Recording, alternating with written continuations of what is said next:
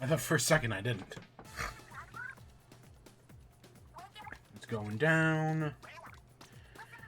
So I saw someone point out that one of the reasons Splatfests in Splatoon 3 are inferior to Splatfests in Splatoon 2...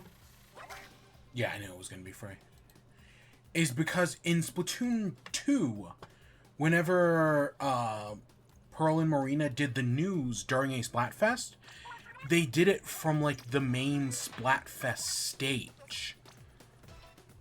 Right? Which is not how it worked in the first game, and not how it worked in this game. And yeah, you know, that's a good point. Is that right? Deep Cut, during a Splatfest, just does it from the studio as if it's any other news. I do kind of wish they had brought that back, because that was, in, you know, hindsight. And even if it was only on, like, the second day during Tricolor, when, you know, all three of the floating platforms combine, I would be fine with that. When they actually do have a main stage. Like, I know we have the 100% picture, or, you know, the, like, when you win, like, a 100x battle, you get a special picture. But no, I think... I get that. I get that complaint that, yeah, you know, Splatfest, right, they had that personalization. And, like, I know a lot of the Splatfest got more interesting after the DLC came out. That's when you got, like, the Halloween stuff, the Christmas decorations, the Halloween decorations. The Chaos Order Splatfest had its own custom decorations. And I'm sure we'll get that after the Side Order DLC comes out, which I did not add to my predictions thing. Ooh. I should add that. Oh, we have confetti? Oh, shit. I didn't know that. Okay, you know, I think that's neat. Like, it doesn't really add much, and it clearly goes away after a few seconds. But, you know, it's a little thing. Okay. I'm surprised they didn't use the sparkly ink. I know it's not programmed in this game, but I could have seen them doing something like that. Because that's what they did for, what, the Christmas Splatfest? Or maybe it was the New Year Splatfest. They did sparkly ink. I completely lost that person. Oh my gosh. I had an orange shake. Like an orange, like, flavored shake. Right before the stream. Oh my god. Oh. That's... Oh, that filled me up all good.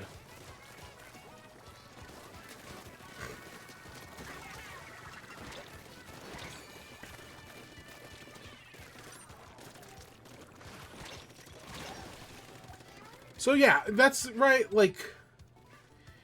I don't know, because that was... Right now, I know a lot of people... Right, the new update came out last week, and a lot of people were disappointed by it, and I get that. But I do also know with Splatoon 2... After the DLC came out, right, the entire team, because right now, I would guess either at least half, if not more, of the team is working on the DLC, and the remaining half/quarter is working on the updates. Because that's basically how it was for Splatoon 2. And then after the big update came out, all of a sudden the entire dev team then was able to just work on the updates. And I wonder if the same thing's going to happen here. Or at least I would hope so. That right now they just have a small team working on updates. And then once the DLC comes out, the full team is going to start working on DLC. And then we'll get crazier Splatfests that do more interesting things. And I mean, I feel like this theme, right, for the 1-year anniversary is not a bad idea. Right? Right, because you had... I mean, for the 1-year anniversary of Splatoon 1... You had, Inklings versus Octolings. You had Race War. And then, I can't remember... What was Splatoon 1's anniversary thing? I legitimately cannot remember. Because I want to say Splatoon 1 had 2 years of updates. So the Pearl and Marine... Or the Callie and Marie... We're at the end of year 1. Alright, we're at the end of year 2. Because that was the final Splatfest. And in Chaos vs. Order, right, was its own big thing. And that happened at the end of year 2.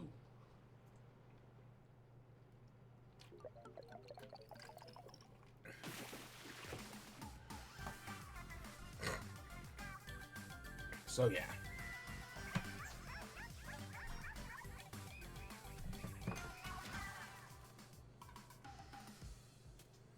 And then when it came to picking a team for this Splatfest, I think I said I literally just flipped I rolled a D6, and it landed on, and I got a nat 1, so we just went Team Shiver. Oh my gosh. Oh. Yeah, I'm all sorts of cranked up. So, we've got Nintendo news today. I'm mainly just talking about Nintendo news in Starfield, right? We'll talk about Starfield. I've put about 10 hours into it, not that much. But, you know, for me, that's what, like 2 streams? 2.5 streams?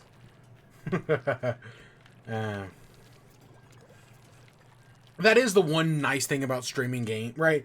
Like, I talked during one of the Tears of the Kingdom streams about how one of the problems with streaming new games is, right, it's a different experience than if I was just playing it on my own. Like, if I was just playing it casually, I play very differently than when I'm playing on stream, because, you know, you're streaming to an audience. But the one nice thing is that it actually gets me to play the game, right? Whereas when I'm just playing games independently, it's a lot harder for me. For stream, I'm like, okay, I gotta get up, I gotta stream, I got set dates and times, and I'm like, yep, we're gonna play a video game.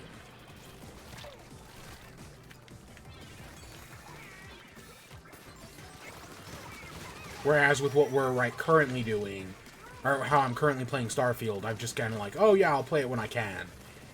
And because of work and everything, I haven't played in like 3 days. Maybe even 4 days. Because I haven't played today. So yeah, yeah, we've got, so Nintendo news, we've got, talk about Tears of the Kingdom DLC, or lack thereof. We've got to talk about, the Nintendo Switch 2, which I'm just going to call the Nintendo Switch 2, and we've got some Direct predictions, because I fully 100% believe a Nintendo Direct is happening next week. All the prominent Nintendo leakers are agreeing with me. Right? I called this weeks ago. Just because, you know, that's how it works. I've been around the block. I'm specifically calling September 13th as the Direct day. I need to blow my nose. So yeah. So we've got I've got some real generic Nintendo Direct predictions. So we'll talk those. And then yeah, and then we'll talk about Starfield and whatever else I have on the schedule. So, let me pull up the thing. So, in a recent interview with, I want to say, was it Eiji Aonuma? Oh, did I write it down? Yeah, so, I want to say Eiji Aonuma, for doing an interview for Tears of the Kingdom. In the interview, he said that they have no plans to do Tears of the Kingdom DLC. Right? Because, you know, a lot of people were like, oh, at the next Nintendo Direct, we'll get Tears of the Kingdom DLC. And that was expected in January, and it didn't happen. And now in September, we're rolling up to a Direct. It's like, oh, maybe it'll happen this time. And now, and I want to say the Direct quote was, we have done what we can to create play in that world. Or we have done, we have done all that we can. So basically, from my understanding of that, and again, I'm pretty sure this is translated from Japanese, is that basically the developers feel like they have done everything in that world to, you know, make a great experience. Adding DLC wouldn't make the game any better. And, like, I kind of get that, you know, because Breath of the Wild's DLC wasn't anything fantastic, right? Like, it was a few kind of interesting challenges. Like, there was some fun to be had for sure. But it was nothing amazing by any means. So, like, I kind of get on that front of, like, yeah, you know, they've done... Because there's so much to do in Tears of the Kingdom. right? For a game that many people just call, basically a giant DLC pack. There is so much to do in that game. Like, I put, what, like 80 something hours into it, and there were some things I barely scratched the surface of. Right? Like, I don't even think I ever built a house. And that's something you can do in that game. So, yeah, there is so much to do in Tears of the Kingdom. And I did almost none of it. Oh, hey, Skylar. How you doing? Good day.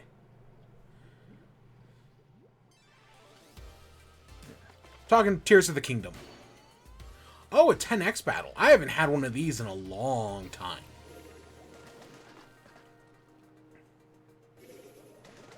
Yeah, there were so many things in Tears of the Kingdom I never did. I never built a house. I never did the mayoral election. I never helped rebuild, Lanayru? Not Lanayru. Laura, is it called Lorelei Village?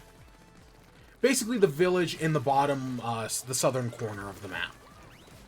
Right? I never did that big side quest. There were so many things I never did in Tears of the Kingdom. So yeah, I kind of get the sentiment that, yeah, the developers feel like they have created a complete game and see no need.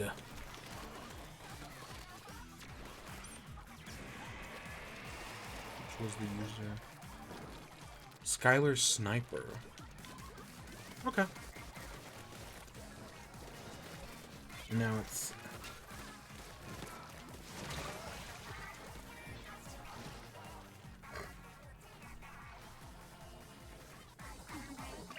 So yeah, so I get the wanting to make no DLC. The one thing that does surprise me though with Tears of the Kingdom not having DLC is the fact that where was Cass in Tears of the Kingdom? Like, I want to say I pointed this out while playing the game. I think I did anyways. Cass... So, in the first Breath of the Wild, Cass was the song, right? He was a man from Rito Village who was a traveling bard. And through his songs, you got hints about side quests. The whole DLC for Breath of the Wild was called the Champion's Ballad because it was the songs he was singing, right? He wrote the Champion's Ballad, like, in-game. Or at least he finished it. And he is strangely absent from Tears of the Kingdom. Like, he doesn't show up. He's the only character from Breath of the Wild that I cannot think of that does not show up in Tears of the Kingdom. Like, I made all these jokes while playing Tears of the Kingdom about how, like, Impa had died, about how, like, Impa should be dead because she's over, like, 120 years old. How, oh god, the one scientist, the guy, right, he's also over 120 years old. Right, there's a bunch of characters like that are, like, super old. The king of the Zora. And I was like, how are these guys not dead? But yet, out of all these characters, the one who doesn't show up is Kaz. Who, right, Kaz has, like, 5 children. And his children are in the game. Right, they show up, they're helping out in Rito Village. The Pelican newspaper reporter, if you go to Kaz's spot where the Blood Moon used to be, where the Blood Moon Shrine was, you can actually, he'll mention, like, oh, Kaz used to be his friend, and they used to hang out here, or something like that. But he hasn't seen him in a while. So it's, like, really kind of weird that Kaz is just completely absent from the game. And everyone's speculation had been like, oh, well, maybe they're saving him for the DLC. And honestly, that made a lot of sense, right? I think it's very logical to be like, yeah, you know, he's just good, because he was the DLC for the first game. It makes sense that he'll just be the DLC of the second game. And no, now that they've basically confirmed that there's not going to be DLC, it's actually kind of weird that, yeah, Kaz just straight up isn't in this game. I don't know, I just find it kind of strange. Because it's totally something I would have thought would have happened.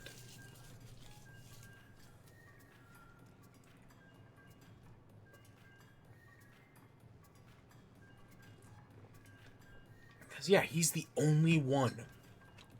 And, you know, the only one besides for, like, the people who are actually dead. Right? You know, the 4 champions, King Rauru, right? The characters who are actually dead. Was Kaz in Age of Calamity, now that I think about it? I don't think he was in that game either, which is kind of weird. He might have been. I might be misremembering things.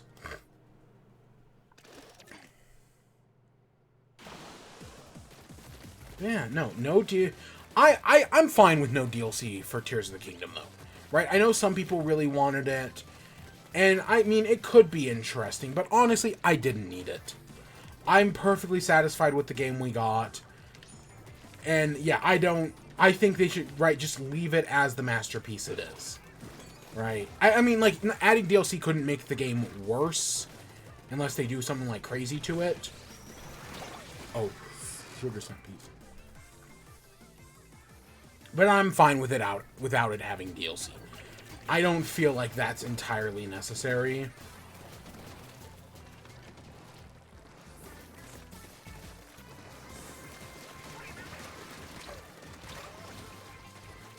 So yeah, it's just... But you know, I'm glad they, especially with a Nintendo Direct rumored to be right around the corner, I'm glad they addressed it before the Direct and just been like, yeah, it's just not happening. Because if the Direct does happen and they don't say anything, there would just be more speculation. So them getting out ahead of it and being like, no, it's just not going to happen, was definitely the right call. So yeah. So next up, Nintendo Switch 2. Oh, what was that?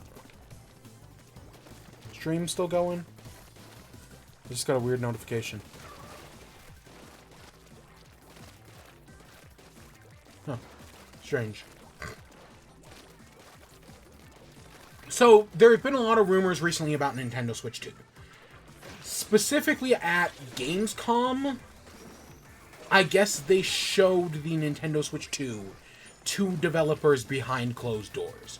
So they had, like, a special demo featuring an enhanced version of Breath of the Wild. So that's kind of the big thing that happened there. There, of course, have been more rumors.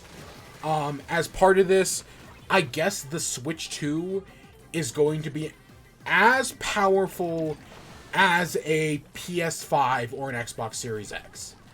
Now, when I say as powerful, that's actually kind of that does not mean it has the same specs as a PS5 or Xbox. I guess the better way is it looks as powerful as an Xbox Series X or a PS5. I guess that's the better way to put things. It's not as powerful, but it looks like it. And the reason they're able to make it look that good is through a process called DLSS upscaling.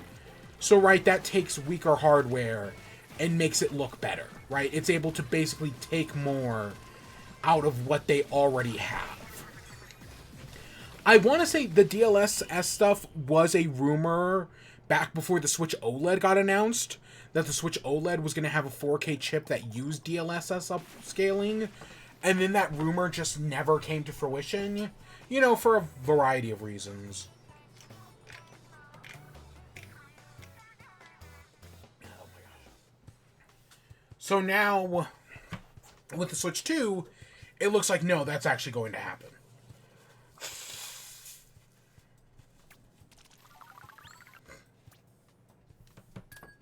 My nose is still super clogged. Oh my gosh. So yeah, I guess another thing, so they showed off an upscaled version of Breath of the Wild, which supposedly looks good. But I guess they also got the Unreal Engine 5 Matrix demo up and running on a Switch, which that was pretty impressive. I did check out that Matrix demo, and it looked very nice. It was a very cool thing. So the idea of that running on the Switch is actually pretty interesting. So yeah, basically, you know, Switch 2 rumors are ramping up. Do I expect to see the Switch 2 at, you know, a Nintendo Direct next week, or even just a random announcement video in October, like, you know, happened with the original Nintendo Switch? No. Because, you know, I could see Nintendo releasing a Switch 2 in March, like they did the original Switch. Usually 9 times out of 10, probably actually closer to like 6 times out of 10, consoles come out in the fall season. And from my understanding of the way people are talking about it, if Nintendo wanted to, they could launch the Switch in March, but in order to make sure supply meets demand, they're actually going to push off the console's release until the fall, so that way they've produced enough units, so that way everybody who wants one at launch could get one. And definitely with all the console shortages we saw with the Switch, and then, you know, with the Xbox Series X and the PS5, that are now, as far as I can tell, over. Right? Like, I walked into a Best Buy a few weeks ago, and there were tons of PS5s. They had a bunch of them. So as far as I can tell, the console shortages are over.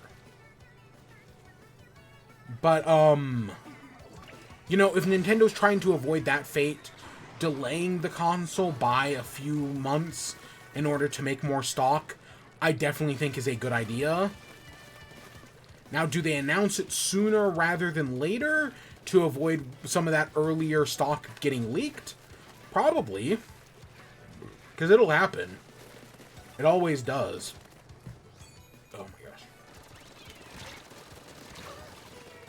So yeah, but you know, it's just gonna be an enhanced version of the Switch. I think I mentioned I know I've talked about this multiple times. Last year was the first time I really felt the Switch's age. Like, the Switch last year felt old. Because I know people have been complaining about how underpowered the Switch was, but I had never really felt it until last year. But, and like, I still think Tears of the Kingdom, I think, plays great on it. I know it's only like 30 FPS, but it plays great. Pikmin 4 looks fantastic on the Switch. Right? Nintendo knows how to use their hardware effectively. It's more third parties that struggle, you know? But still, we actually, and even with that being said, games like Doom and The Witcher, even though they didn't look as good, they still actually ran pretty well. I don't know if that Red Dead port's any good. Part of me really doubts it is. But the Switch should totally be able to run Red Dead Redemption. And I would not be surprised if they have a Red Dead Redemption 2 port in the works. I want to say that was rumored a while ago, actually, like a year ago. A Red Dead Redemption 2 port. And I could see a Red Dead Redemption 2 port actually running pretty well on Switch. Oh, shit.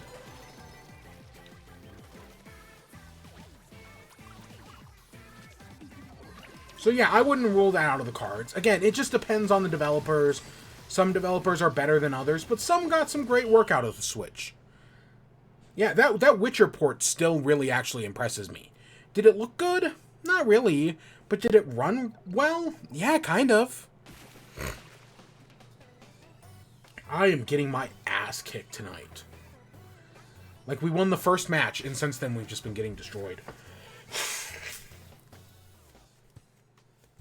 Oh my gosh.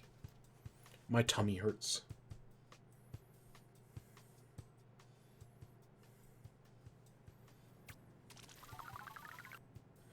I may not be lactose intolerant, but, ooh, that shake may have forked me up. It was good, though.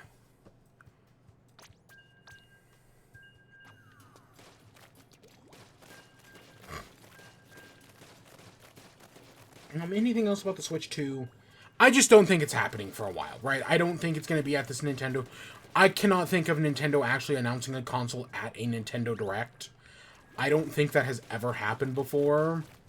Even stuff like the Switch OLED or the Switch Lite weren't announced at Nintendo Directs. So it's definitely not happening. But I think a fall release date is much more likely than a spring. That just all the writing kind of seems on the wall there. My big hope is that it's backwards compatible. And I guess according to a leaker at Square Enix, it is backwards compatible. You know, according to a rumor from somebody who works at Squeenix, supposedly. That's the one big thing. If the Switch isn't backwards compatible, what's the fucking point? I don't know. I've seen Nintendo fumble bigger bags before. So them not making the thing backwards compatible would not surprise me at all.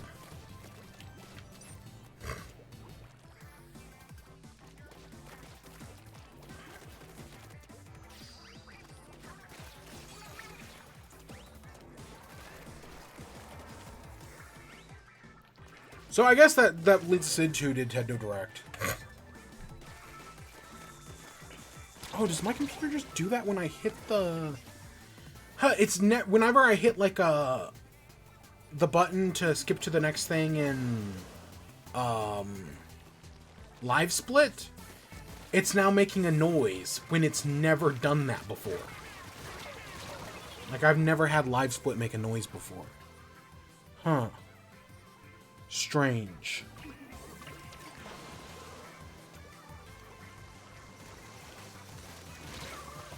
I just jumped straight into that. Oh my gosh.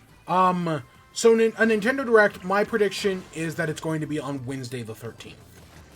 It might be on Tuesday, it might be on Thursday, but I definitely do think it's happening next week. And I thought that before any of the leak stuff had even happened. Right? The leaks are just doubling down on that idea, but I fully thought we were getting a Direct even before then. It's just because that's usually when Nintendo does things. I've supported Nintendo long enough to know that's how the game works. So yeah. So what do I... Well, so the reason why I think it's really on the 13th is because that's the same day the Pokemon DLC comes out. And I think it would be smart of Nintendo to be like, hey, here's the Pokemon DLC. Maybe I know the Pokemon DLC has leaked by this point, but I think it would make sense to still be like, hey, here's one of the new Pokemon in the Pokemon DLC. And guess what? It will be available after this presentation. So, right, for all the people excited for that, well, no worries. Or maybe even, it doesn't even have to, they might release it the day before. That's usually how DLCs work. So I wouldn't be surprised if it's like, it's available today. But so I think the Teal Mask is a great lock-in. I don't want them to open the Direct with that, obviously. I would much rather have them open with anything else, honestly. But I can see them talking about the Teal Mask as, like, one of its bullet points.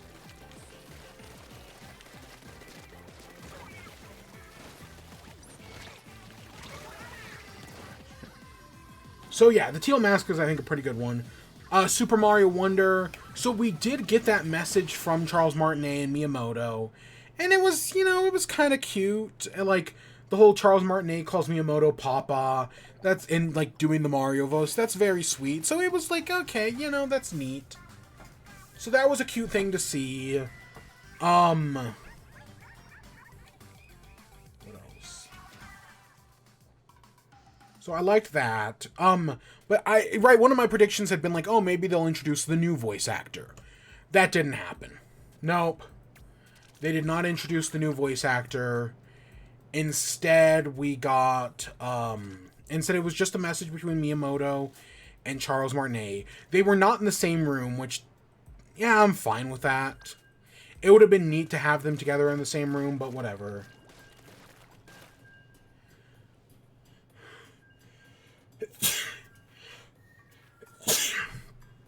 But yeah, it was a fine little thing. But I still think Nintendo should get ahead of this all and be like, hey, we'd like to introduce you, right? Even have Charles himself be like, hey, again, assuming they split on amicable terms, be like, hey, this is the new voice actor of Mario and Luigi. Or, you know, maybe it's one guy, maybe it's multiple people. I don't know how, I would assume Nintendo would try to get one guy to do them all again. But maybe they can't find one guy to do them all again. Because, right, Charles is so good at them that... Even though there are definitely people out there who can. Duh.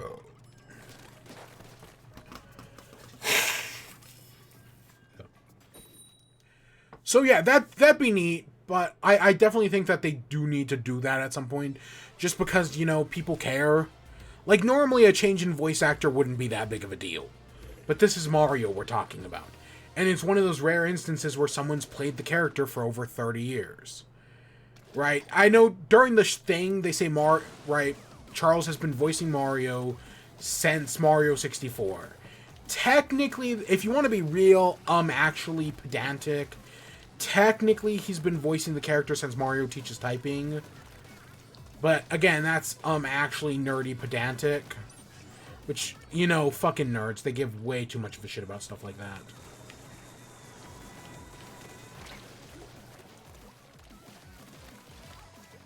I mean, they made an entire show around it. Of course they do.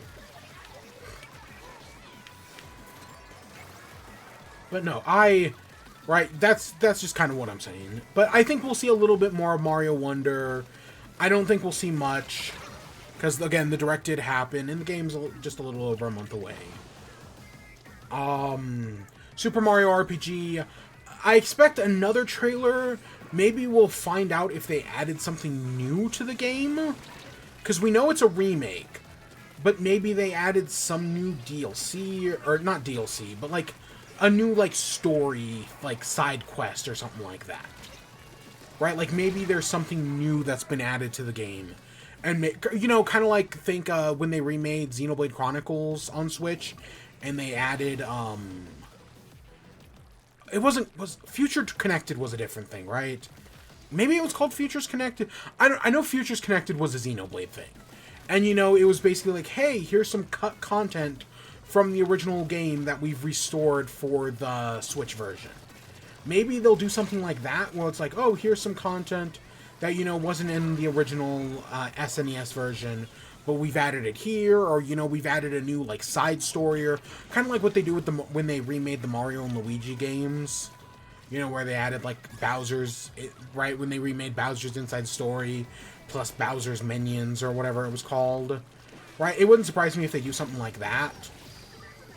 So I could see that being a thing. Luigi's Mansion Dark Moon, I expect that to be an early release next year. Like, I don't know if January, but sometime early next year. And as part of that, I would not be surprised if they announce they're also doing a re-release of Luigi's Mansion. So it's Luigi's Mansion Dark Moon and the original GameCube Luigi's Mansion. Maybe it's a full-on remake.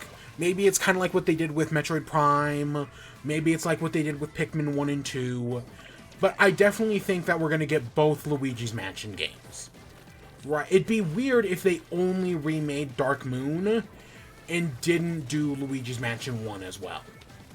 Especially, and you may say, well, oh, they remade it for 3DS. Yeah, did that so? They can do it again.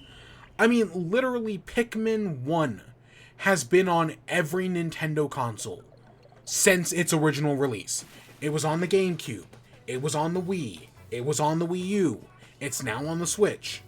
Who's to say Luigi's Mansion can't also be on the 3DS and the Switch? Right? Like, there's nothing stopping them from doing that.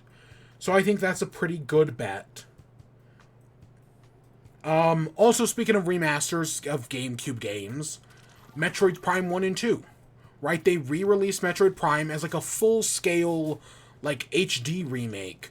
But I could see them giving Metroid Prime 1 and 2 the Pikmin treatment. Right? Of a smaller scale update with, you know, some slightly improved graphics, maybe some control changes, but not much more than that. Right? Because, like, Metroid Prime Remake was like a full HD remaster. And, you know, maybe they talk about both games. Maybe for the moment it's just Metroid Prime 2. And then next year sometime they announce Metroid, right, in like 6 months they announce Metroid Prime 3. I could see that as well. Oh my gosh. I might need to go to the bathroom here in a second. Ooh. So I could see those happening. Speaking of Metroid Prime, I do not think we're getting Metroid Prime 4.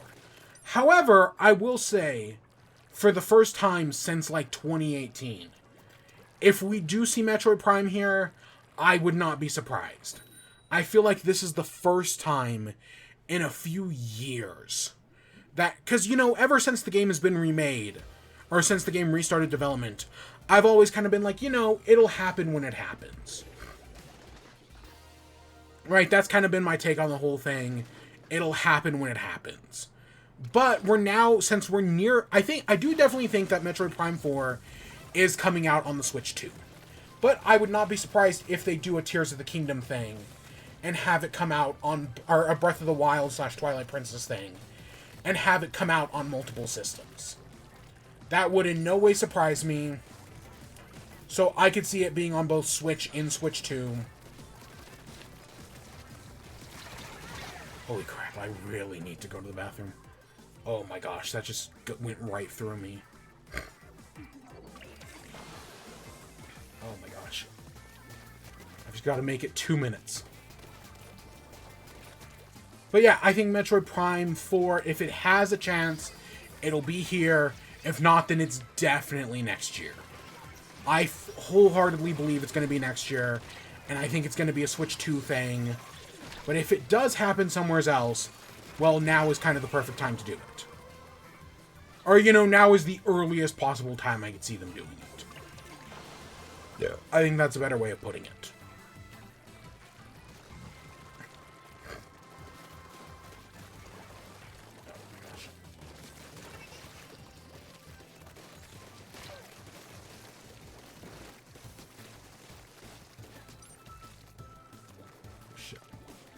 I'm so lucky they jumped off.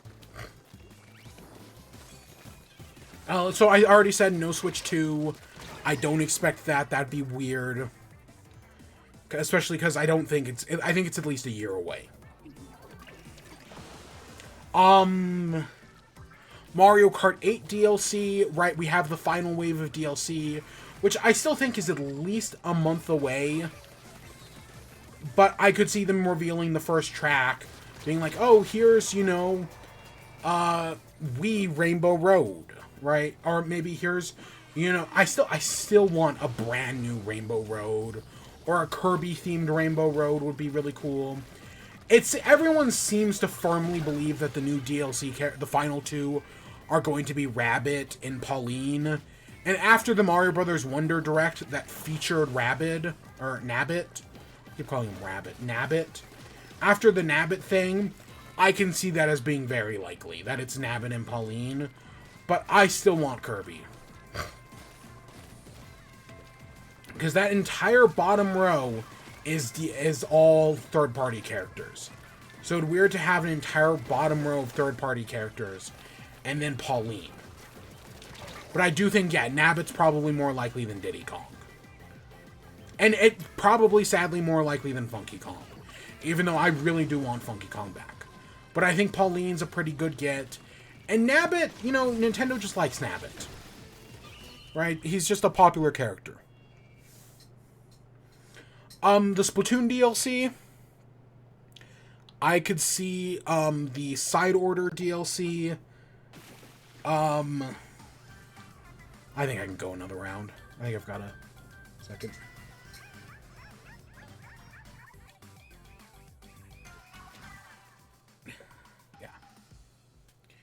So I can see the Side Order DLC being announced and getting a release date of, like, November.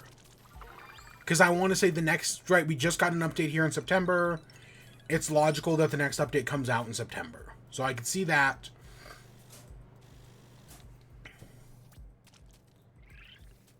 I'm not going to risk it. Anything else? That new Princess Peach game... The fact that it didn't get a name at the last Nintendo Direct was very weird. They might officially give it a name at this Direct. Or if it doesn't get mentioned at all, I wouldn't be surprised, right? If we get nothing from it, that would in no way surprise me.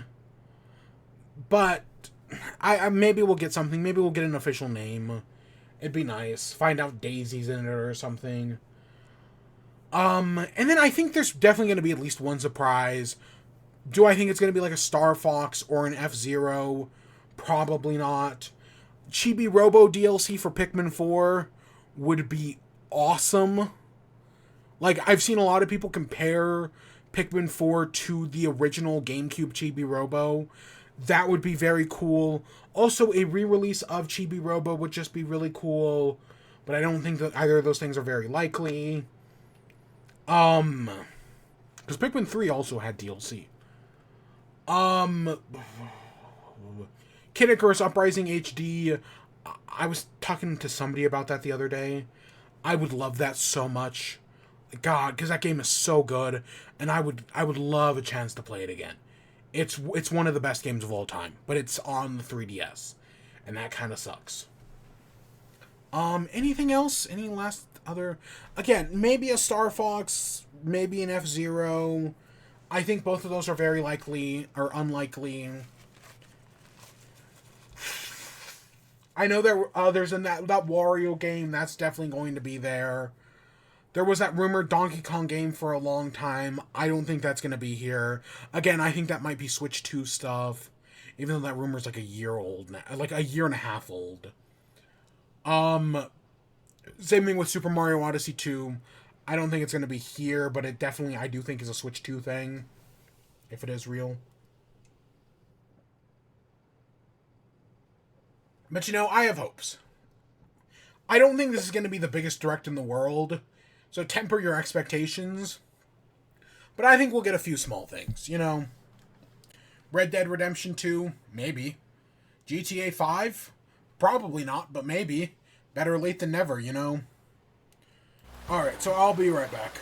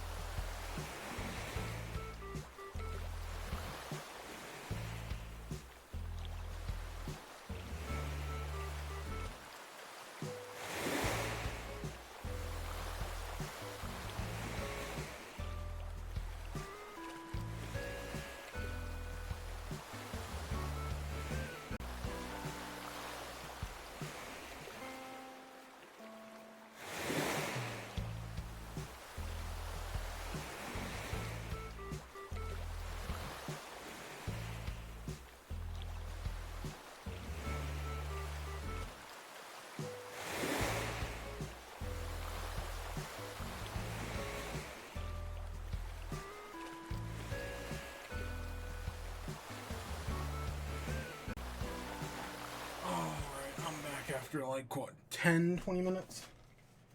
Give me a second.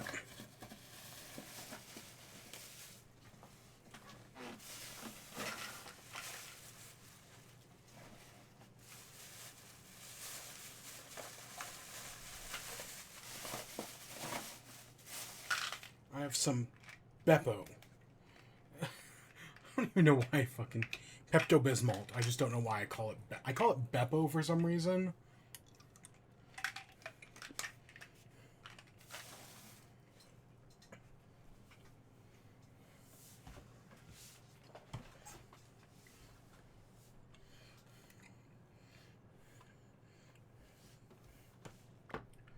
So,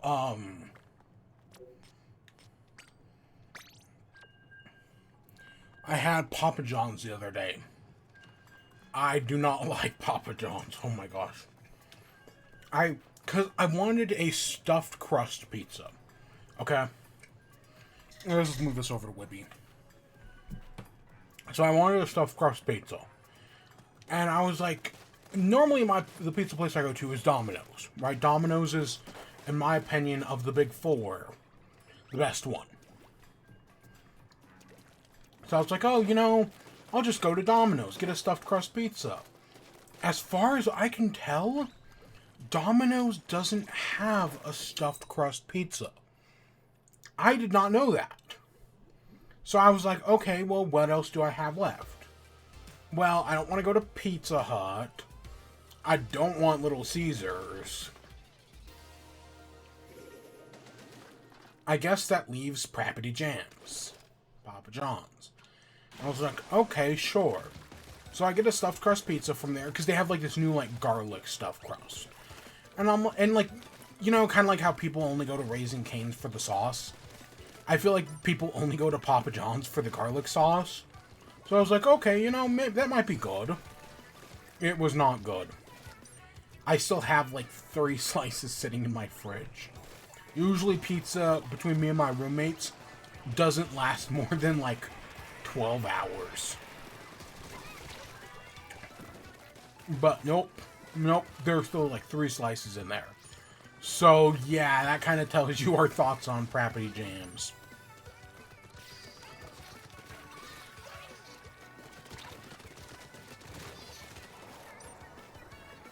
So yeah, do not recommend.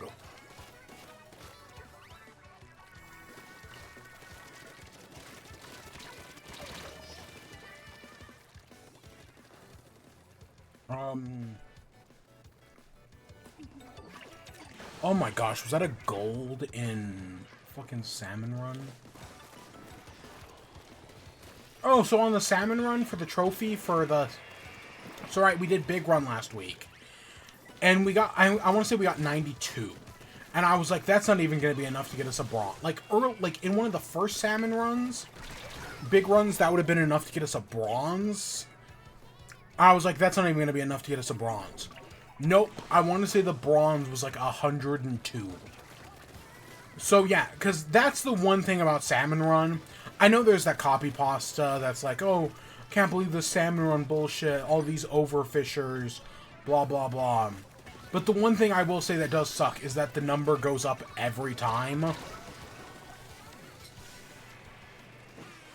And as a result, I've only ever been able to get the max number once. Or, I've only ever been able to get, not max number, I've only ever been able to get above to bronze once.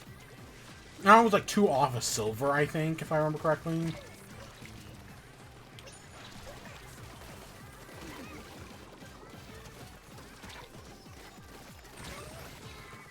Yeah. So, is there anything else? Any other food shit? Not that I can think of. So, Starfield. Yeah, let's talk about Starfield. So, so I picked, right, so I got Starfield. I started playing last week. I put about 10 hours into the game. Which I know for a Bethesda game isn't a bunch. But like I was talking about earlier, the one nice thing about streaming a game is that it actually forces me to play it. Whereas just playing it on my own, it was like, oh, I'll put in like 2-3 hours here, 2-3 hours there. And, you know, I get interrupted, I go do other things, you know, tons of stuff comes up. Whereas with streaming, it's just like, okay, for the next 6 hours, everything I do is about Starfield.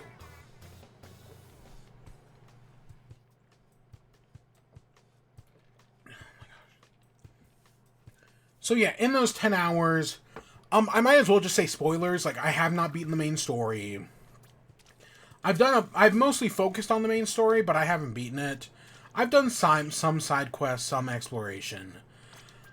I definitely feel like there's some, like, people's problems with Starfield are completely justified, but I also feel like there's a lot of hyperbole out there as well, of, like, people getting mad at things that do not deserve to be getting mad at. And I'm not just talking about the pronoun stuff, right? Like, that one asshole who got mad at the pronouns, that guy's just a cunt, and he's transphobic. Obviously. Like, that's it. He doesn't actually care. He's just transphobic because he lives on Turf Island. What else do you expect? Same thing with Dr. Disrespect. Like, we've known for years now that he's transphobic and homophobic.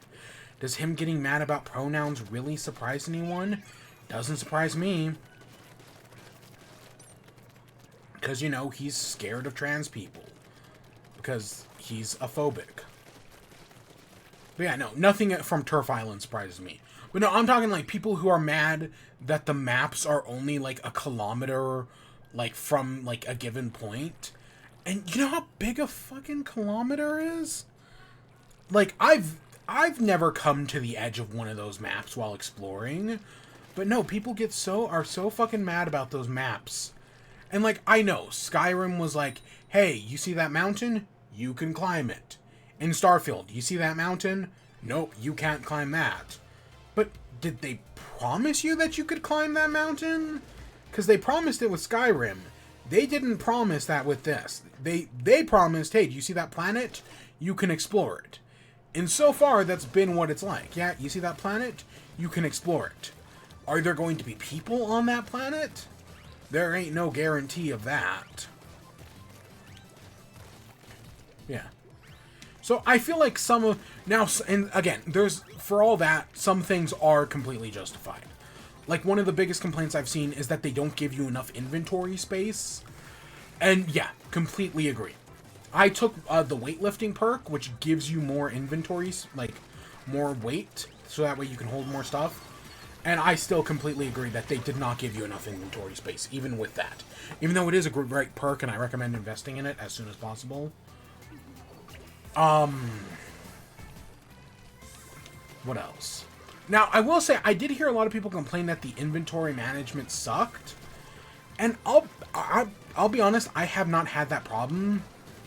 The only problem I've had with inventory management is that on at least 2 occasions, I was clearing my inventory and, like, putting stuff in my ship or at the safe in the Constellation base, and I accidentally put away my digipicks, and then I arrived at some, like, random base on some random planet or something, and while there, I realized, oh shit, I left my digipicks back.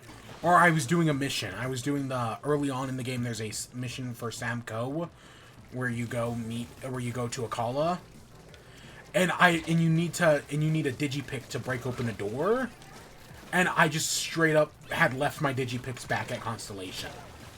And I was like, shit. So I had to go back, and I actually didn't, because right before that you help with a bank robbery, you help solve a bank robbery, and during that I was able to find a digipick. So I was able to go back in the bank, get the digipick off somebody's body. Oh shit. And use that to solve the quest instead. Because I eventually did figure out how digipick hacking worked. Took me a second. I was very confused at first. Because there was no, like, tutorial or anything. But yeah, so I did that.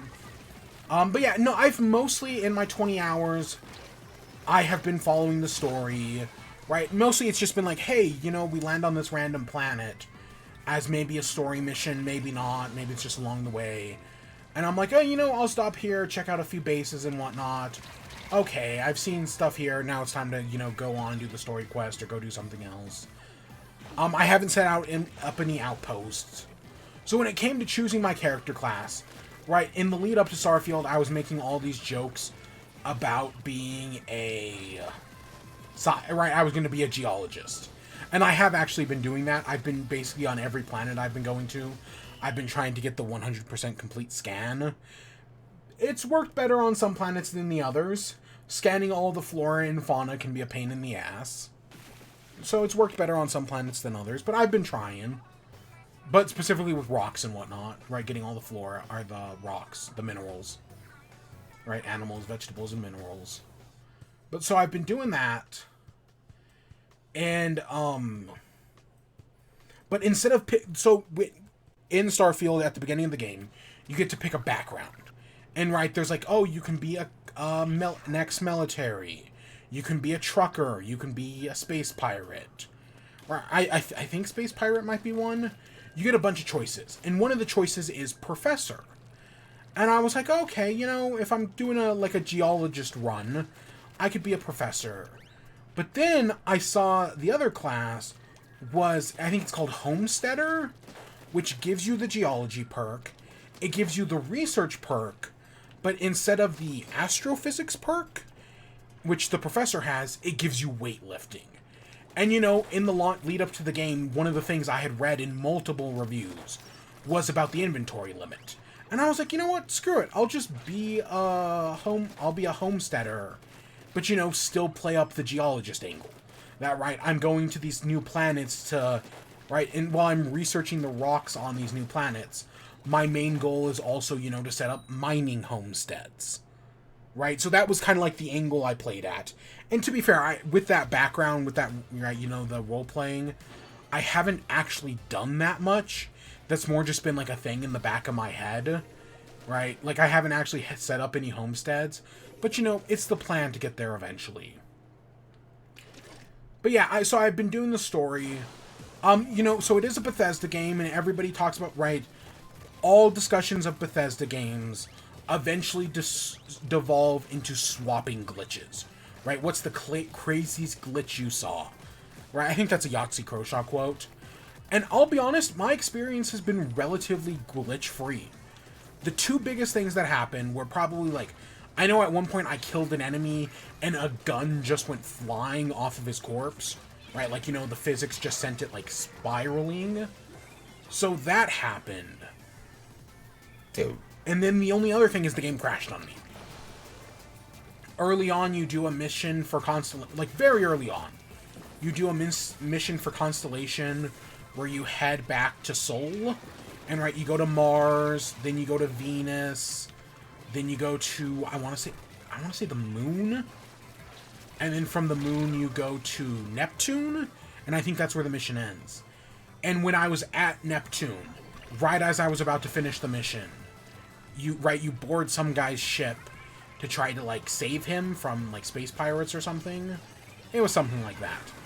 And I had boarded the ship, I had killed the space pirates, and I went up to talk to the guy, and the second I talked to him, the game crashed.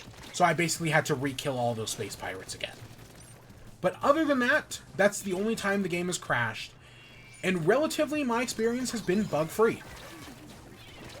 I mean, yeah, they're really, I've seen other people, I think, Steph Sterling put out a video today. They put out their review, which I think gave it a 4 out of 10, which, honestly, that doesn't surprise me at all. You know, I'm sure I'll read about that. I didn't read it, I just saw the 4 out of 10, because of course somebody was fucking butthurt over it.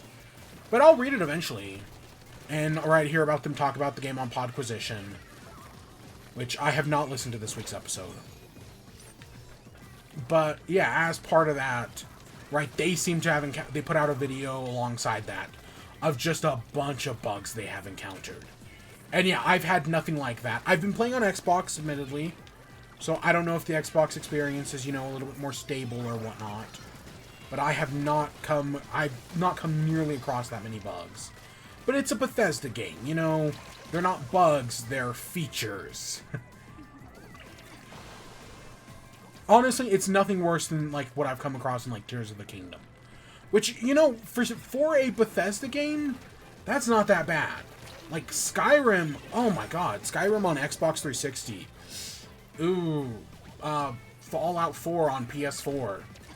Ooh, I came across some things. I haven't had any, I mean, again, I'm only 10 hours in. So I haven't had that crazy stuff, so I haven't had anything crazy like that. Things I have come across, let's see. There was like was it a food truck? There was like basically like the space equivalent of like a delivery truck, like a space Uber. That was like, okay, that's a weird random thing. I found the secret message, right? If you've been on the internet hearing anything about Starfield, you may have heard about the secret message that leads you to this early game ship that's like really good and also is a Batman reference. Yep, I found that, so that was something I did. And, you know, that was neat. I came across the Space Shanty, which is fantastic. You know, Space Shanty is just such an obvious thing. So that was like, oh yeah, because right, I was one of those sea shanty people, right? I had a sea shanty phase during the pandemic. So seeing the Space Shanty, I was like, ah, neat. But yeah, it's mostly just been, you know, following the main quest. Oh, here's a mission to help out Sarah. Here's a mission to go save Barrett. Here's a mission to go help out Sam Coe.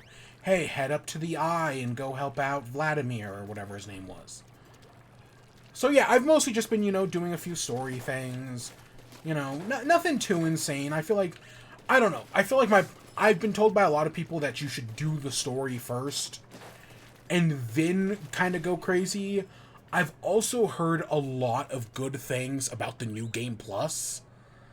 Right, like, I want to say Greg Miller is on, like, their 5th playthrough of the game. Because from my understanding, and this could be completely wrong, the New Game Plus, like, every time you restart the game, it adds in a bunch of new crazy modifiers. Like, I saw one video that may or may not be real, but on, like, their 5th playthrough, one of the random modifiers they got made every NPC look like them. Right, so every NPC used their custom character model. Whether that's a mod thing, because I know mods do exist for the game, or that is actually something that can happen as part of a New Game Plus, I do not know, but that sounds very funny. And yeah, like I said, Greg Miller, right, he's been talking about how great the New Game Plus is for this thing.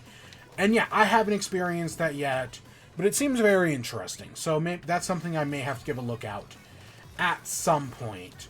I hear the story's not actually too long, like it only takes like 20 hours, which I know seems very long, but in the grand scheme of things, that's actually pretty short. Like, I remember Fallout 4's story being a lot longer. I also remember being I don't know, there might be some big twist coming, but for the moment, nothing in Starfield's story has pissed me off, like Fallout 76, or not, just Fallout 4 story. Like, at no point have I discovered this random character as my son, and, like, that my father is my son, and, right, it was just like, this is the dumbest thing ever, as the story implodes in on itself, to quote Joseph Anderson. Yeah. But yeah, no, but there are definitely problems. The map. There's no map. They do an interesting, right, kind of like some of the older games, where instead of getting a map, you go to Mars, and instead of having a map of the Mars base, there's a bunch of, like, signposts. Like, oh, you want to go to the general store? Well, hey, it's over in that direction, and there's, like, an arrow pointing towards it. Or, right, same thing with the Kala City. I remember, like, that's how I found my way around there. And it's like, okay, that's kind of cool, you know? Right? Like, that's something old school RPGs did a lot of. And then, you know, maps got better and we stopped doing that. But, like, I wish you could chart planet maps. Like, I wish kind of like they did, like, maybe like a Hollow Knight thing, where as you explored the planet, you unlocked the map. Like, it, like, filled in. But no, nothing like that happens, and that's kind of disappointing. Because right now, it's just a bunch of fucking, like, blue dots on a blank piece of paper. It's a very bad map. Any other big complaints I have? Not really, honestly. I've been having a good time. Nothing, right, one of the things I will say what makes a game like Skyrim or Fallout 76 or Fallout, I don't know why I keep saying 76. Fallout 4. What makes games like Skyrim and Fallout 4 so good, in my opinion, what I enjoy about those games is the cycle. Right? The cycle is explore, loot, explore, do some combat, and then do some looting. So, right, you go and find a new area, you kill some enemies, and then you loot the enemies and you loot the area. In Starfield, I feel like that system is similar, but they've replaced explore with fast travel. Right? You fast travel from the planet to space, you fast travel from space to the next planet, you fast travel right from space orbiting the planet to the ground. Right? I feel like there's a lot of fast traveling in the game, or, you know, using your warp drive. And I get it. It's space. But it really, or, right, like, going back to New Atlantis, it's just like, okay, fast travel, fast travel, fast travel. Right? Like, the loading screens don't bother me. It's just, one of the nice things is, right, when you're stomping around the Commonwealth having a good time, you know, you could just stomp around and find something new and random. Right? Like, oh, you're exploring the Commonwealth, and you all of a sudden find the shack of, oh god, what's his name? Henry David, is it Henry David's Throw Shack? Right? Just sitting out in the middle of the Boston wilderness. You find a dam, you find a city, you find an auto mechanics workshop, right? You just find all this random shit out in the middle of nowheres. In Starfield, meanwhile, you'll never, outside of, like, when you come and go from planets and you get hailed by random ships or attacked by random enemies, you never really have experiences like that. You never really come across something crazy where it's like, oh, you know, like, you never have to, like, fly. Like, Alana Pierce put out a video, and people are giving Alana Pierce a lot of shit. No, she is perfectly valid for playing Starfield. She should not be fired from Sony Santa Monica for playing a different competitor's games. You know, to all those people, go fuck themselves. Right? She does not deserve any of that. People are just being assholes. But she did like a 7-hour stream where she tried to fly her ship down into Pluto and eventually just clipped through the planet. And like, and like, that's kind of those exploration things where it's like, you know, it would be kind of nice if you flew to a planet and then, you know, if you started flying down towards it, you would, like, land in whatever area you're flying down towards. Or if you could, like, get fast enough, you can get in orbit of a planet. You know, like, what is it? The ISS orbits the planet. Okay, Google, how long does it take the ISS to orbit the Earth?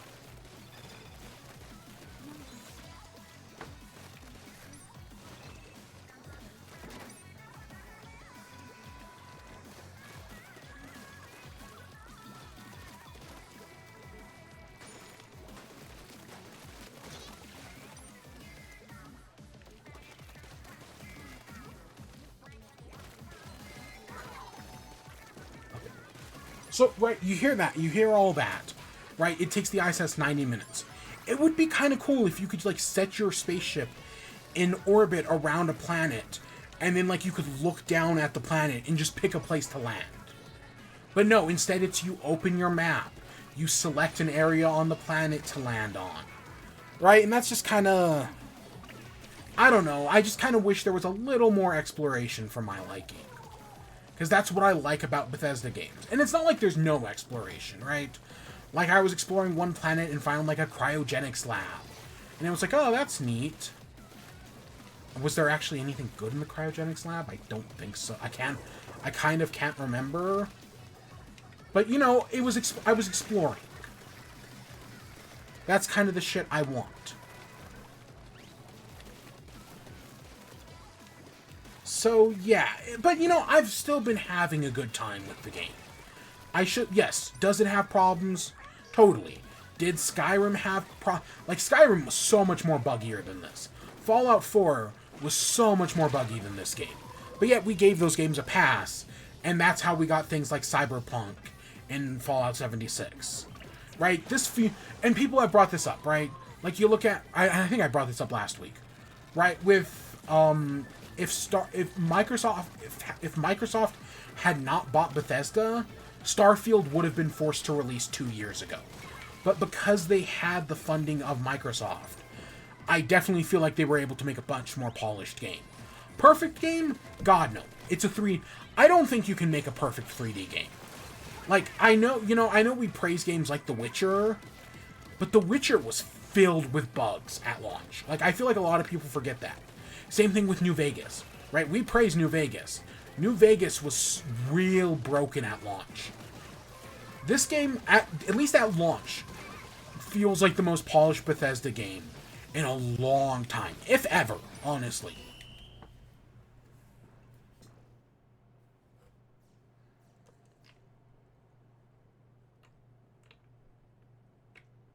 So yeah, I've been having fun. What can I say? Yeah, I'll keep playing it, and I'm sure we'll talk about it next week. Whatever new stuff I've seen. So, our last WIBE thing, Mentopolis. So, last week I forgot to talk about it, but I'd also forgotten to watch the episode. Usually, me missing a week of a podcast, or, a D&D, is enough for me to just fall behind forever. Because I missed a single episode of Court of Fey and Flowers, and next thing I knew, I was like 5 episodes behind, and I had to scramble. It was been like a month, and I had to scramble to get caught up. But no, with Mentopolis, I was like, okay, I was a week behind. I'm just gonna fucking nip it in the bud. And I feel like part of it's Starfield's fault, because Starfield is a game I actually want to like pay attention to, compared to something like Skyrim or Fallout 4, where I can just stomp around the Commonwealth and, just have a podcast going instead of the radio. But, I've been playing a lot of Vampire Survivors, which had allowed me to get caught up on my podcast, right? Like, I fully got caught up on Jimquisition because of Vampire Survivors. And I was staying on top of Mentopolis because of Vampire Survivors. But since Starfield released, I haven't played any Vampire Survivors. So as a result, I kind of got behind on Mentopolis. But I did listen to episode... Oh god, give me a second. Oh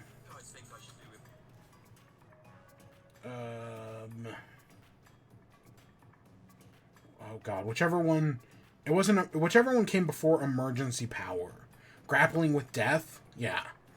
I listened to Grappling with Death, and there's some fun shit in there. I think even the episode before it, the whole bit with Ivana Popoff and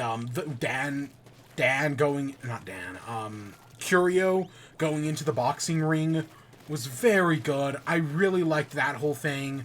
The way it all played out worked really well. So that was a lot of fun. And then, getting the whole backstory. I think last time we talked about this, I was kind of confused about a few things. But now I feel like they've straightened everything out that no. The big guy got hit with this mind control weapon. And it basically created this white key that will destroy his brain. So now their goal is to stop whatever this entity is from using this white key. The DA was under the control of whatever this entity was. So it's like, okay, I now feel a lot more straightforward. They eventually figure out that the big guy has a grappling hook, so they're able to save him with that. They get him to shit his pants, which was very funny. Right, the fix bursts into the Vega nerve, Las Vega. So I was like, okay, that's kind of funny. Their whole chase with the they get arrested after that, after getting the grappling hook, and how they steal the police car by just getting the police to hand it over was very funny. I did really like that. And then them just crashing it into the mayor's office. The Fix's conversation with... Oh, what was her name? It was like Passion N or something like that. Or Pasha N or... Right, basically passionate. And I was like, okay, that's very funny. So I have not finished whatever the most recent episode is. Emergency Powers. I'm right after the courtroom scene where they're talking to Don Averici. That's where I like ended off, like right before we started the stream. I was listening to it while doing stuff. And so that's where I'm at. But the whole also right getting the fix a love interest, now getting impulse hypervigilance. It's like, okay, that's also kind of funny, and then just like having an impulsive wedding in Vegas. That's great.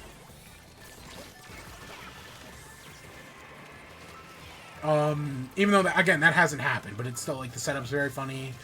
Dan fucks becoming the, impromptu mayor, or, right, the emergency powers mayor, by arguing that he's so corrupt that he knows corruption better than anybody else, which will make him a great mayor.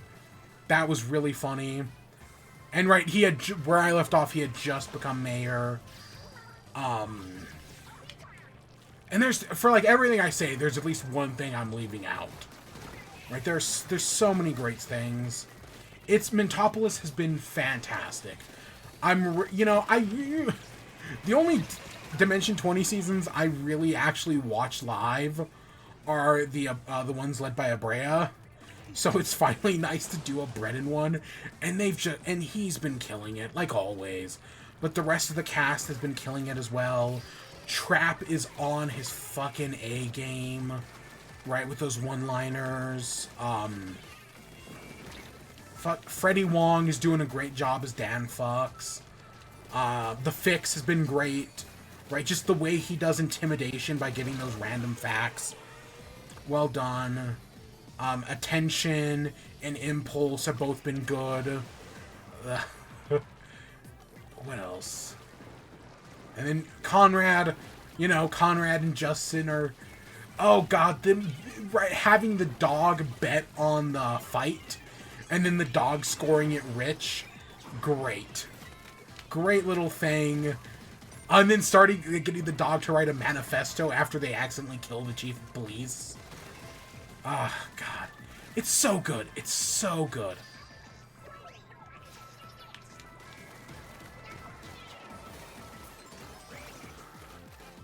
I know I mention it all the time.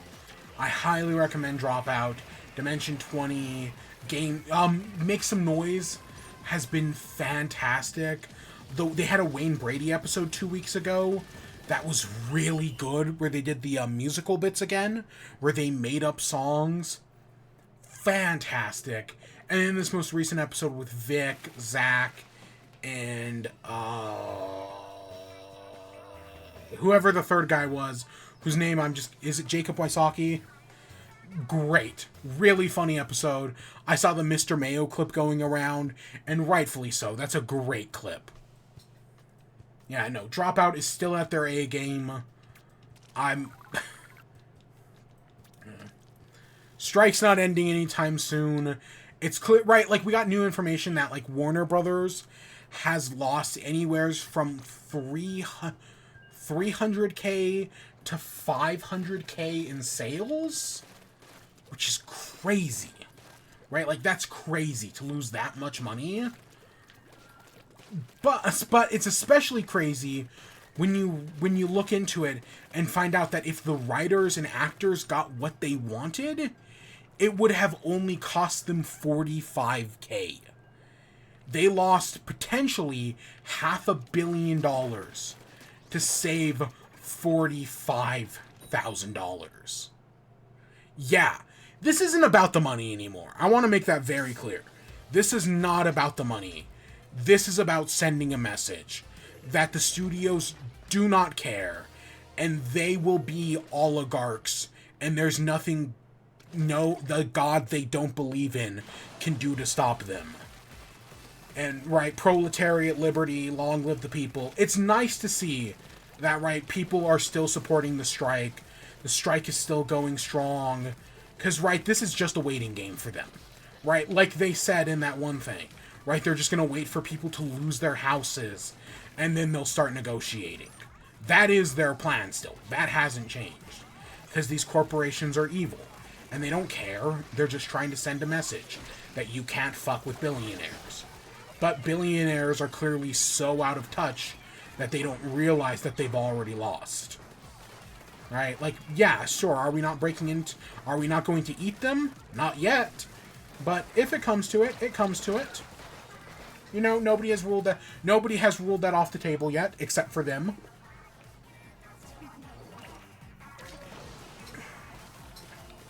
So yeah, that's the strike update.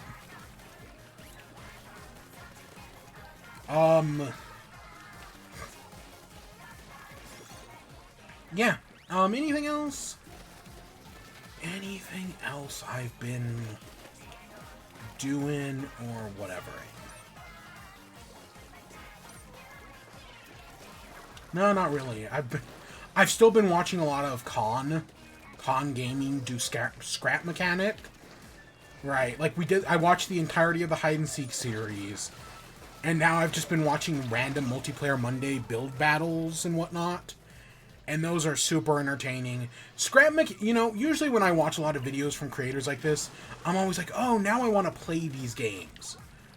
I do not want to play scrap mechanic. Right, like, that game is just, I think, too complicated for me. Dude. So yeah, I don't want to play scrap mechanic. But seeing people who are good at it, or even like the noob versus pro videos, have also been very interesting as well. Right, seeing like some of the crazy contraptions they come up with. And how sometimes the noob comes up with the better contraption. Right, it doesn't happen all that often, but with like the catapult, or the window washer. I think the window washer was one where he created a really good vehicle, but he just didn't make it big enough. So going back and making it bigger, like, fixed all those problems. It's like, oh, that's really interesting. That's been the main thing I've been watching on YouTube. I don't think I've been watching anything else.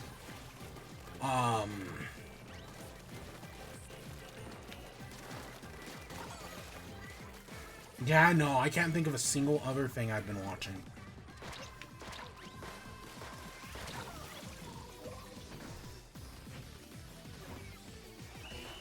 Right, just that in Dimension 20 whenever I get to it.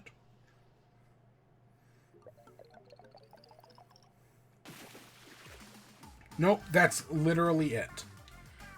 I rewatched some Tomska videos, the Try Hard videos. God, I hope they make more of those. Because I think it's coming up on a year since the last one. And it's been like, oh god, I miss those.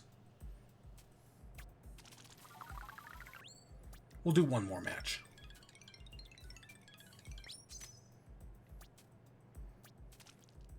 Yeah, it's been 10 months since the Biggest Cake video. But I would love to see more Try Hard. It's such a good series that I don't know how well it does, but god, it's so great.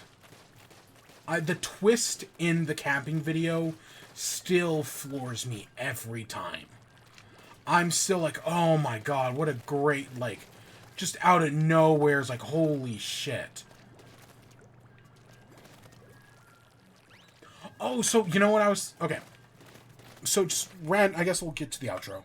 So, random shit, so, a few weeks ago, like a week or two ago, I was like, you know, gaming's crazy in October, because in a 1 week span, we have Sonic Superstars, Mario Odyssey, Mario Wonder, Spider-Man 2, and there was like another game, and I couldn't think of it. And then finally, like yesterday, I was like, oh shit, it's City Skylines 2, which I know not everybody cares about, but I'm kind of interested in, because I played City Skylines 1 earlier this year, and I was like, okay, I guess I'm kind of interested in City Skylines 2. Like, oh shit. And now Baldur's Gate 3 is on PlayStation. On PS5, and I'm like, should I play... Like, I don't know if I have the time for an RPG of that size. Like, I'm barely finding the time to play Starfield, but everybody's loving Baldur's Gate 3, and I will probably love it as well, so I really should play that at some point. But I've been seeing everybody talk about that.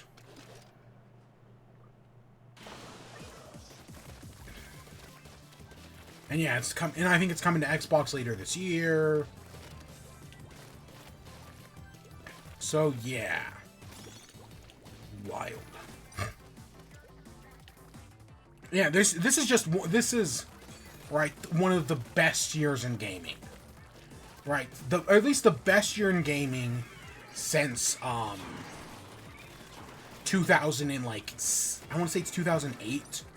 Maybe it's 2007. I don't know, whatever year BioShock and Super Mario Galaxy came out. Because those both came out in the same year. And in hindsight, that's kind of crazy. And there's, like, a bunch of other good shit that same year as well. Because I feel like most of the recent years in gaming has been like, oh, this is a good year for... Right, like 2017 is a great year for Nintendo. 2018 was a great year for PlayStation. I know Red Dead Redemption released on multiple consoles, but with God of War and Spider-Man, yeah, 2018 was a great year for PlayStation. 2019, meanwhile, was an awful year. 2020 was okay. I mean, we got Animal Crossing, which is still a good game, right? Despite what people say, it is still a good game. And we got some other good shit that year. And then, yeah, 2021 and 2022 have had some good stuff. They've had some bad stuff. And this year's also had some bad stuff. Like, don't get me wrong. Nothing's perfect. But there have been a lot of good games this year. I've played a lot of stuff. And there's been a lot of good stuff that came out that I didn't play. Right? Like Baldur's Gate. And I mean, even looking back at last year, like, I didn't even play Elden Ring. But really, I mean, I own it. I own it on PlayStation. I really should.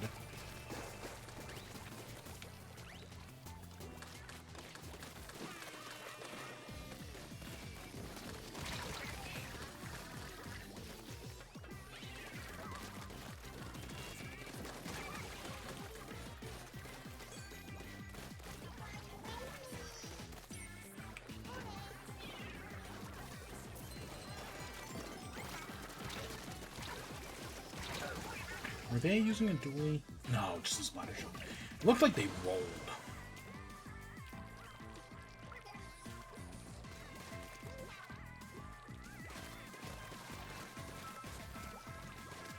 With this, have I tried... I think I tried one of the new maps. I think I got the, crab... Whatever the crab one is, like the Crab City or something like that. But I haven't gotten the other one. So, of the new maps, I've only played one of them.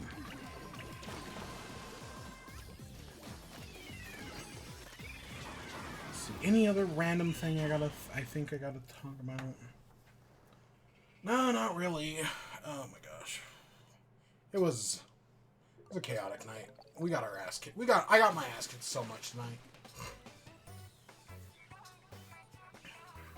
I think we only won like 4 matches out of like, probably like 15. Sonic 06 lover, oh my gosh.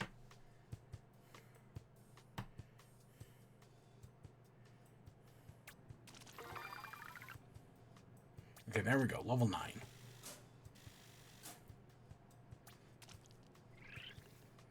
Okay, and we're halfway to that. I'll probably play a little on my own tomorrow. Maybe I'll listen to a podcast. You know? Alright, we got a bunch of conch shells to turn in. 8. We might as well.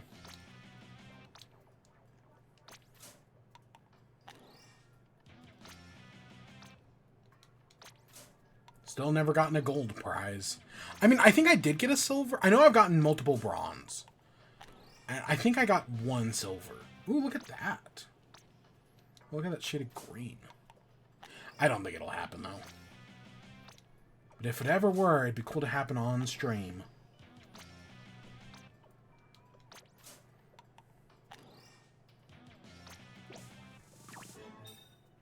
Ooh, I didn't have a rainmaker.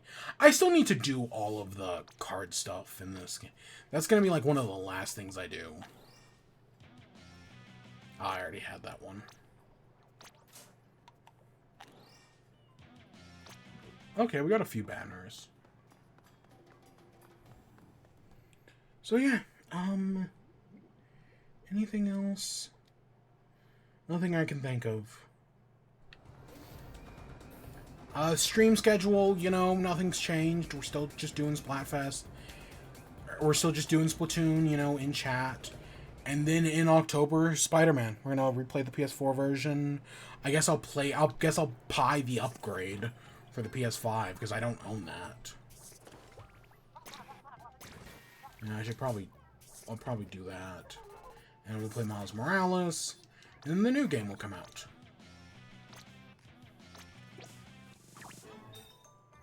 We already have all those. Sure. Look at that. Huh. I know that's like a quarter of our money, but I'll buy a tube thing. Huh, I have that one? I don't ever remember seeing that. Interesting. Yeah, so this Splatfest is whatever. I mean, we're getting our ass kicked today, but the theme makes sense. They released the official artwork for it, and everyone's like, finally, confirmation that Shiver was a delinquent in high school.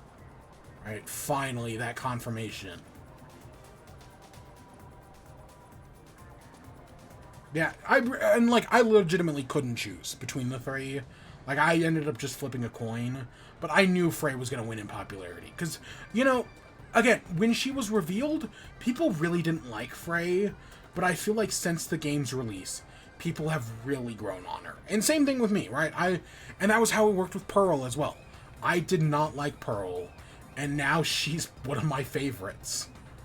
Because, God, the Octo expansion did so much. Right. They really made those characters. And I cannot wait for their wedding DLC. I'm so excited for their wedding. That's obviously not going to happen, but God, I wish it did. Oh, look at that. I love that art. That's great. So yeah, Splatoon 3. You know, Splatoon 3 is a year old now. You know, it's coming up on it. It's old in like a few weeks. I do like the game. You know, I definitely feel like this is the most involved I've been in a Splatoon game. For better or worse, you know, we've had our good moments. We've had our bad moments. Right? I went dark for a little bit there. Never fully went evil like I said I was going to. Even as like a joke. But, you know, we've had our good moments. We've had our bad moments. And overall, yeah, I like this game. You know, I made it my game of the year last year, so that must mean something. And I still do stand by that. I think it's a weird choice. Not my weirdest choice. Again, 2019 was a very bad year for gaming. But, no, I do stand by that. And I do really enjoy this game.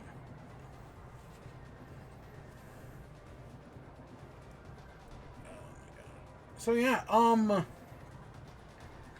just more Splatoon in the future. More Spider-Man eventually will happen, and you know, that'll be cool when that does.